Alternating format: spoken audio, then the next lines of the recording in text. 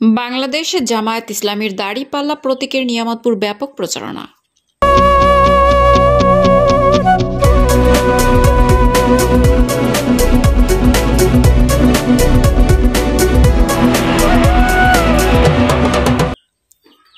আসসালামু আলাইকুম। এটিপি বাংলার সংবাদে সবাইকে স্বাগত জানাচ্ছি। আমি সুমা আহমেদ। নওগাঁ নিয়ামতপুর থেকে এম এ মান্নানের পাঠানো তথ্যচিত্রে দেখুন বিস্তারিত। নওগাঁ ১ আসনের জামায়াতে ইসলামী বাংলাদেশের মনোনীত সংবাদ সদস্য প্রার্থী মোহাম্মদ মাহবুবুল আলম সম্প্রতি নিয়ামতপুর উপজেলার ৭ নম্বর শ্রীমন্তপুর ইউনিয়নে দাড়িপাল্লা প্রতীকের পক্ষে ব্যাপক গণসংযোগ ও প্রচারণা চালান। এ সময় তিনি ইউনিয়নের বিভিন্ন গ্রামে ঘুরে সাধারণ জনগণের সাথে কুশল বিনিময় করেন এবং আসন্ন জাতীয় সংসদ নির্বাচনে দাড়িপাল্লা প্রতীকে ভোট দেওয়ার আহ্বান জানান। প্রচারণাকালে মোহাম্মদ মাহবুবুল আলম বলেন, দাড়িপাল্লা হল ন্যায় বিচার ও জনগণের অধিকার প্রতিষ্ঠার প্রতীক। তিনি অঙ্গীকার করেন, নির্বাচিত হলে এলাকার উন্নয়ন, শিক্ষার প্রসার, স্বাস্থ্যসেবার মানোন্নয়ন, কৃষকদের ন্যায্য অধিকার নিশ্চিতকরণ এবং বেকার যুবকদের কর্মসংস্থানের ব্যবস্থা করবেন। প্রচারণায় স্থানীয় জামায়াতে নেতাকর্মীরা উপস্থিত থেকে সাধারণ মানুষের মাঝে লিফলেট বিতরণ ও পোস্টার সেটে দাড়িপাল্লার সমর্থনে স্লোগান দেন। ইউনিয়নের বিভিন্ন শ্রেণী পেশার মানুষ এ প্রচারণায় অংশগ্রহণ করেন এবং অনেকেই দাড়িপাল্লার পক্ষে সমর্থন জানান। তারা বলছে যে স্বাধীনের পরে বিভিন্ন দলকে আমরা দেখেছি, এবার একটা শোষণ মুক্ত, দুর্নীতি মুক্ত, বেকারত্ব মুক্ত, মাদক মুক্ত এবং কিশোর গ্যাং মুক্ত একটা বাংলাদেশ এদেশের মানুষ চায়। আর এটি জামায়াত ইসলামীকে দিয়েই এটি সম্ভব। এবং মানুষের মধ্যে আমরা আরও সাড়া পাই যে মানুষেরা বলতেছে যে জামাত ইসলামের কাছেই বাংলাদেশ আজকে নিরাপদ। সকল ধর্ম বর্ণের মানুষ জামাত ইসলামী যদি ক্ষমতায় যায় তাহলে নিরাপদ বোধ করবে। জামাত ইসলামী যদি পাওয়ারে যায়, ইনশাল্লাহ কোনো ধর্মের উপর কোনো আঘাত করা হবে না। অন্য কোনো যারা দলের লোক আছে অন্যায়ভাবে কার উপর কোনো জুলুম অন্যায় করা হবে না। ইনশাল্লাহ মানুষ সুখে শান্তিতে নিরাপদের সাথে বসবাস করবে। আচ্ছা হুজুর, আসলে বাংলাদেশ জামাত ইসলামের নায়েবে আমির ডাক্তার শফিকুর রহমান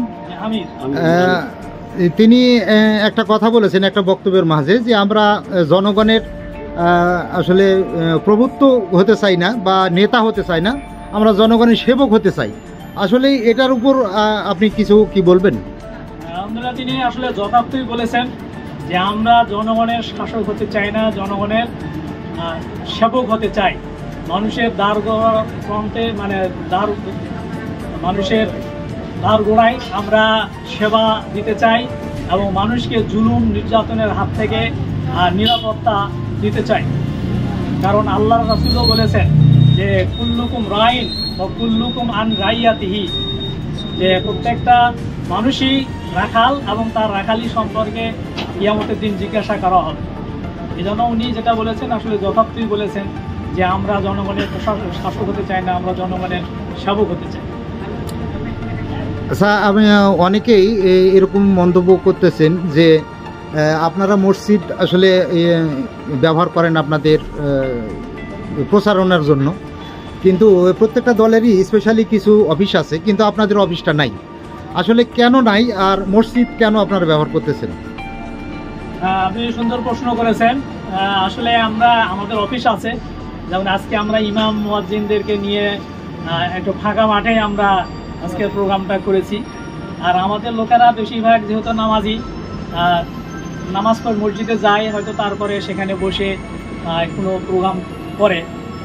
তাছাড়া আমাদের অফিস আছে এবং পলিটিক্যাল প্রোগ্রামগুলো আমরা সবগুলোই মসজিদের বাহিরে করার চেষ্টা করি। কিন্তু অনেকে মন্তব্য করতেছেন যে তাদের কোনো নিজস্ব অফিস নাই, তারা মসজিদই ব্যবহার করে অফিস হিসাবে। এটা আসলে কতদূর সত্য এটা আমি জানতে চাই। ঠিক নয়। নিয়ামতপুর উপজেলার অফিস আছে এবং প্রত্যেকটা ইউনিয়নে আমাদের অফিস আছে, এমনকি ওয়ার্ডে, ওই যে আমরা দরগাপাড়া গ্রামে সেখানে পর্যন্ত আমাদের অফিস আছে। যদি একটা ওয়ার্ডে অফিস থাকে তাহলে সেই দলের অফিস ইউনিয়নে তো অবশ্যই থাকবে এবং উপজেলাতে অবশ্যই থাকবে এবং আছেও। তো হুজুর, আপনি এই নওগাঁ 46 আসনে আসলে কেমন আপনি সাড়া পাচ্ছেন? আলহামদুলিল্লাহ, আগে বলেছি যে ব্যাপক সাড়া পাওয়া যাচ্ছে মানুষের মধ্যে। মুসলিম অমুসলিম সবার মধ্যেই আমরা অভূতপূর্ব সাড়া পাচ্ছি এবং জনগণ স্বতঃস্ফূর্তভাবে বলছে যে আমরা সব দলকে দেখেছি, এবার আমরা জামাত ইসলামীকে দেখতে চাই এবং জামাত ইসলামীকে তারা নিরাপদ মনে করে আশ্রয়স্থল মনে করছে। আচ্ছা, সবশেষে আমি একটু বলবো, সেটা হলো আপনি জনগণের উদ্দেশ্যে আপনি আসলে কি বলবেন?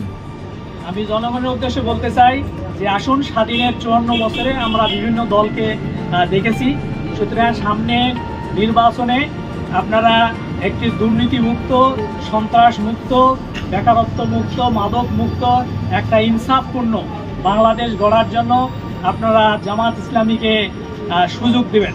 বিভিন্ন দলকে কয়েকবার করে সুযোগ দিয়েছেন, জামাত ইসলামীকে অন্তত একবারের জন্য হলেও সুযোগ দেন যে জামাত ইসলামী কিভাবে কেমন দেশ চালায়।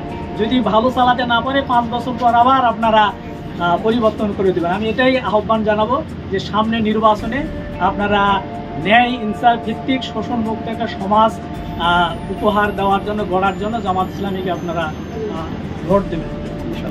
ধন্যবাদ।